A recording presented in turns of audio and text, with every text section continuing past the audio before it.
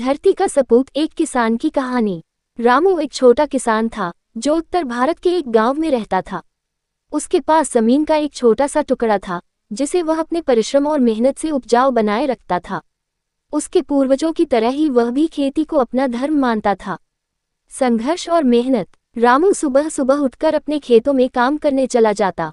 कभी बारिश न होने की चिंता, कभी सूखा, कभी फसल पर कीटों का हमला। वह हर मुश्किल का सामना करता लेकिन कभी हार नहीं मानता।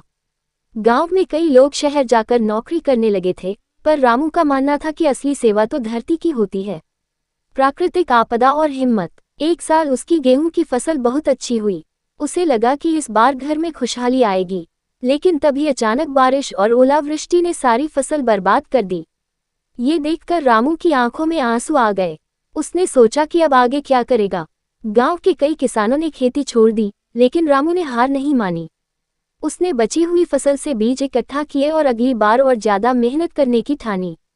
उसने नए तरीके अपनाए, जैविक खाद का उपयोग किया और बारिश के पानी को बचाने के लिए छोटे छोटे तालाब बनाए। मेहनत का फल। रामू की मेहनत रंग लाए। अगले साल उसकी फसल पहले से भी ज्यादा अच्छी हुई। अब वह न सिर्फ अपने परिवार का पेट भर सकता था, बल्कि गांव के अन्य किसानों की भी मदद करने लगा। धीरे धीरे